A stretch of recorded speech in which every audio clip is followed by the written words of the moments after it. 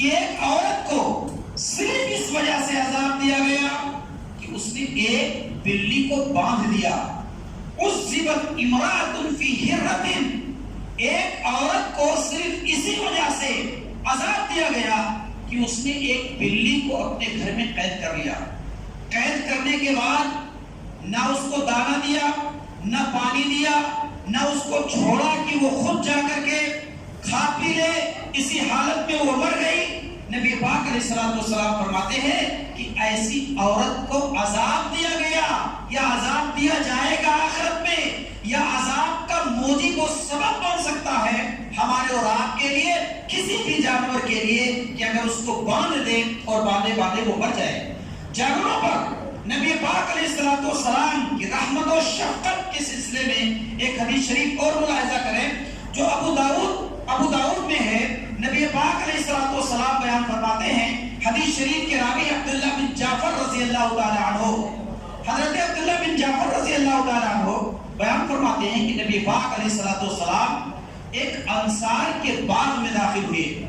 فدخل حائضا لرجل من الانصار فإذا جمل فلما رأى النبي صلى الله عليه وسلم حنى وزرفت عيناه فأتاه النبي صلى الله عليه وسلم فمسح ظفراه فسكت. حضرت عبداللہ بن جعفر رضی اللہ تعالیٰ عنہ بیان کرتے ہیں کہ نبی پاک علیہ الصلوۃ والسلام ایک انصاری کے باغ میں گئے. آپ جا ہی رہے تھے کہ ایک اونٹ آپ کے سامنے آ گیا. حدیث شریف میں آتا ہے کہ وہ بندھا ہوا تھا. اسی حالت میں آپ کو دیکھ کر کے وہ رونے لگا، یا یہ آتا ہے کہ وہ کہیں تھا. آپ رحمت للعالمین جب اس باغ میں پہنچے تو وہ چل کر کے آیا اور آپ کے سامنے لوٹ گیا، یا آپ کے سامنے وہ بیٹھ گیا، وہ اٹھ بیٹھ گیا.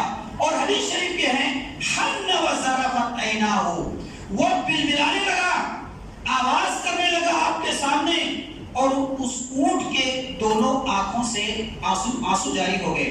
نبی پاک علیہ الصلوۃ والسلام اس کے پاس گئے، اس کی پیشانی پر آپ نے ہاتھ پھیرا تو وہ چپ ہو گیا. پھر آپ صلی اللہ علیہ وسلم نے اسی جگہ پر آواز لگائی کہ یہ کس کا اونٹ ہے. ایک انصاری صحابی دوڑے ہوئے آئے، کہا اللہ کے رسول یہ ہمارا اونٹ ہے، ہمارا اونٹ ہے. آپ صلی اللہ علیہ وسلم نے ان سے کہا افلا تتقی اللہ فی ہذہ البہیمہ، کیا اس بے زبان جانور کے بارے میں تم اللہ سے ڈرتے نہیں ہو؟ کیا اس جانور کے بارے میں تم اللہ سے ڈرتے نہیں ہو؟ اس نے مجھ سے شکایت کی ہے، اس اونٹ نے مجھ سے شکایت کی ہے کہ تم اس کو بھوکا رکھتے ہو، اس سے بار برداری کا کام زیادہ لیتے ہو اور اس کو کھلاتے پلاتے کم ہو. نبی پاک علیہ الصلوۃ والسلام نے ان کو ڈانٹا اور اس کو اچھا کھلانے پلانے کی تاکید فرمائی. دوسری روایت حضرت سہل بن حنظلیہ کی ہے کہ رسول اللہ صلی اللہ علیہ وسلم مر رسول اللہ صلی اللہ علیہ وسلم برجل قد لحق ظهره ببطنه، رسول اللہ صلی اللہ علیہ وسلم ایک اونٹ کے پاس سے گزرے جس کا مالک اس کو کم کھلاتا پلاتا تھا، جس کی وجہ سے اس کا پیٹ اس کی پیٹھ سے لگا ہوا تھا، یعنی گھسا ہوا تھا. رسول اللہ صلی اللہ علیہ وسلم نے پھر اس مالک کو بلا کر کے بھی کہا کہ ان بے زبان جانوروں کے بارے میں تم اللہ سے ڈرو، اتقوا اللہ فی ہذہ البہائم، ان جانوروں کے بارے میں تم اللہ سے ڈرو. کل ان کے بارے میں تم سے سوال کیا جائے گا اور کل تم سے اس کے بارے میں پوچھا جائے گا.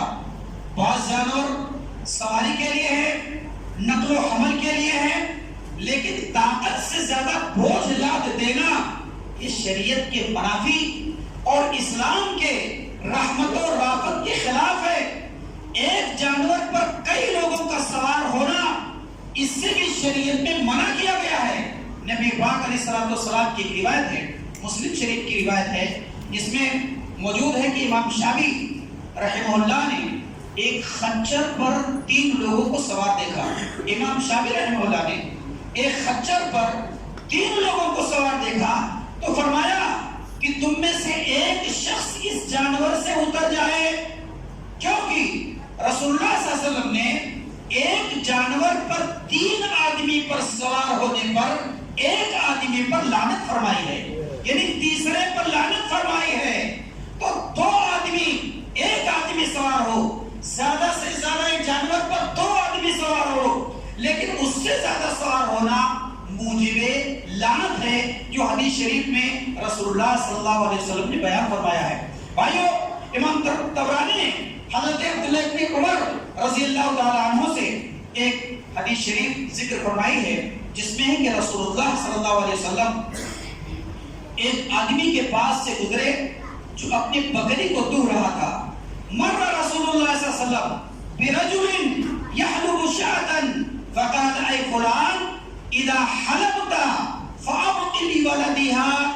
ایک آدمی کے پاس سے آپ صلی اللہ علیہ وسلم گزرے جو اپنی بکری کو دو رہا تھا، تو آپ صلی اللہ علیہ وسلم نے کہا کہ اے فلان، تم اس کا دودھ اس کے بچے کے لیے بھی چھوڑ دینا، اس کے تھن میں دودھ اس کے بچے کے لیے بھی چھوڑ دینا، اس لیے کہ جانوروں کے تعلق سے یہ سب سے بڑی نیکی ہے۔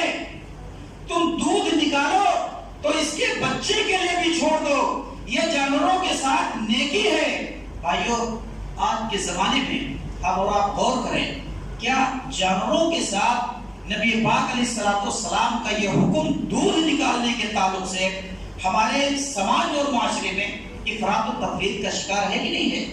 لوگ بچے کو جانور کے بچے کو مار ڈالتے دودھ کی وجہ سے، اسی طرح سے جانور کے بچے کو صرف اتنی دیر کے لیے اس کی ماں کے پاس لاتے کہ وہ دودھ چھوڑ دے اپنے بچے پر رحم اور شفقت کی نظر سے دیکھ کر کے، یا اگر بچہ نہیں ہے انجیکشن کے ذریعہ دودھ نکال کر کے جانور کو ناکارہ لاغر کر دینا، یہ بات ٹھیک و درست نہیں ہے، اسلام کے رحمت و رافت کے خلاف ہے۔